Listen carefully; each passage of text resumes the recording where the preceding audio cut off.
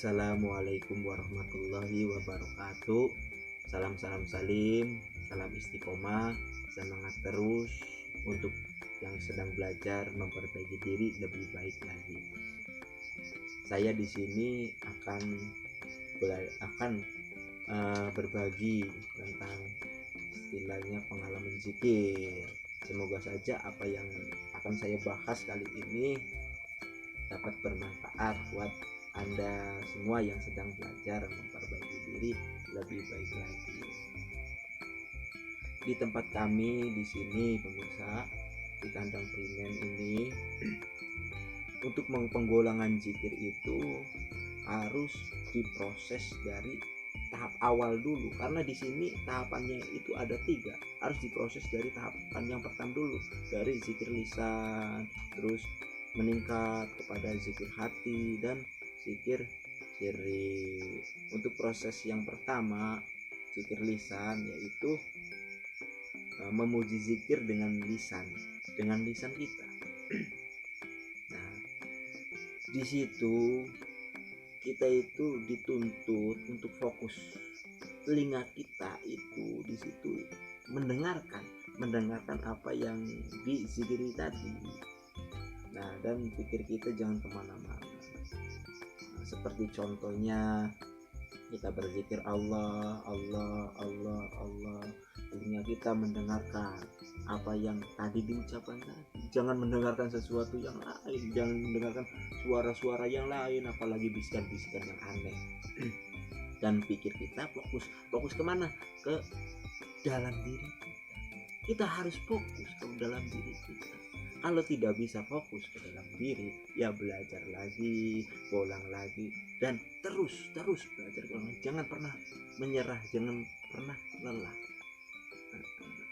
Dan ketika kita fokus kepada diri, nah, pikir kita itu kan lebih fokus kepada apa yang tadi kita dengarkan tadi. Karena mulut berzikir Allah, telinga kedengaran apa yang tadi diucapkan Allah, sehingga di sini mewujudkan lafaz Allah. Nah, untuk media yang digunakan di tempat kami ini di kandang primen, medianya adalah ini.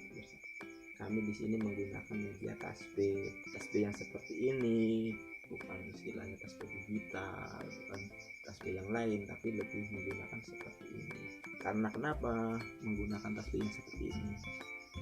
Ya, kami mengharap karomah dari istilahnya dari yang pernah menggunakan tasbih yang model seperti ini. Ini kan istilahnya buatan orang terdahulu kita. Kalau di sekarang kan banyak yang disimpel-simpelin. Ya, semoga saja ada dorongan karomah ya, sehingga apa yang kita proses, pembelajaran yang kita proses itu lebih cepat lagi. Untuk tahapan yang kedua, yaitu zikir hati. Nah, kita belajar memuji zikir dengan hati kita, pemirsa. Tadi kan dengan lisan kita, dengan mulut kita berucap, sehingga telinga kita pendengaran, dan kita lebih dituntut fokus. Nah, di sini kita menggunakan hati, bukan mulut lagi. Menggunakan hati yang berzikir. Media yang kita gunakan di sini dalam penggolongan zikir hati adalah sekujur badan. Di situ kita dituntut lebih merasakan dalam pergerakan setiap inci tubuh kita bergerak, setiap istilah kita melangkah, kita belajar merasakan, diiringi dengan zikir Allah. Untuk pemprosesannya 24 jam untuk pemprosesannya. Nah, tahap pertama kan tadi mengenal, untuk tahap kedua lebih merasakan. Tahap pertama mengenal adanya siapa? Adanya diri kita dan adanya Sang Pencipta. Yang kedua, tahapan yang kedua zikir hati. Nah, kita lebih merasakan apa? Adanya diri kita dan adanya Sang Pencipta. Tapi utuh pemirsa. Nah, sehingga dalam tahapan yang kedua itu kita tuh lebih menegaskan lagi bahwa istilahnya Allah itu ada, karena kita merasakan sendiri, bukan katanya dan katanya. Mungkin untuk proses yang baru tahapan awal itu kan masih bab katanya, karena kan tahapan belajar mengenal. Nah, dalam proses yang kedua, ketika sudah menginjak proses ke zikir yang kedua itu sudah merasakan nikmatnya, merasakan adanya, seperti itu. Nah, untuk proses yang ketiga, tahapan yang ketiga itu tadi kan zikir siri ya, zikir siri.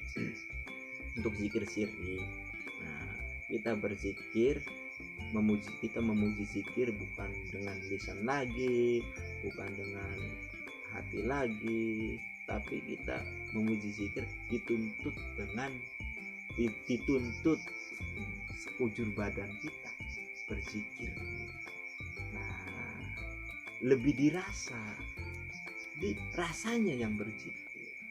Setiap inci persendian kita, setiap pergerakan kita itu semua itu berzikir. Bukan hati lagi, tapi semuanya.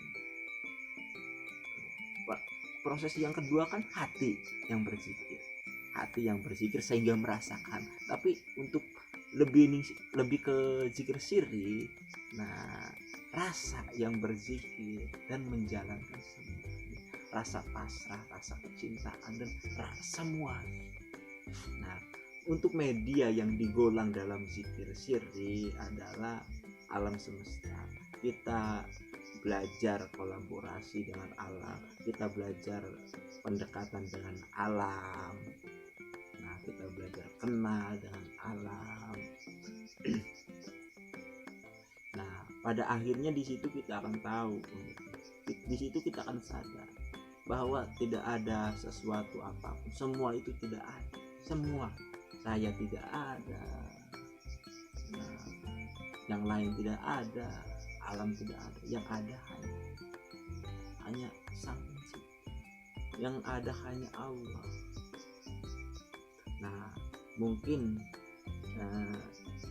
tutorial kali ini segitu saja ya pemirsa. Nah, semoga yang sedang belajar memperbaiki diri lebih baik lagi, dapat menempuh proses-proses dari nol sampai mengenal dirinya. Nah, jangan pernah merasa lelah, terus semangat, gali lagi, kenali lagi diri. Ketika kita sudah mengenali diri kita, di situ kita akan tahu kekurangan dan kelebihan kita. Nah, golang kelebihan kita. Nah, cari tahu apa kekurangan kita dan belajar dekatlah kepada diri. Nah, di situ kita akan menemukan jawabannya. Selami terus hati kita, selami lebih dalam. Kenali rasa, kenali. Nah, cukuplah sekian saja dari saya. Jika ada kata-kata yang salah dari saya mohon maaf yang sebesar-besarnya, karena saya juga di sini sedang belajar memperbaiki diri.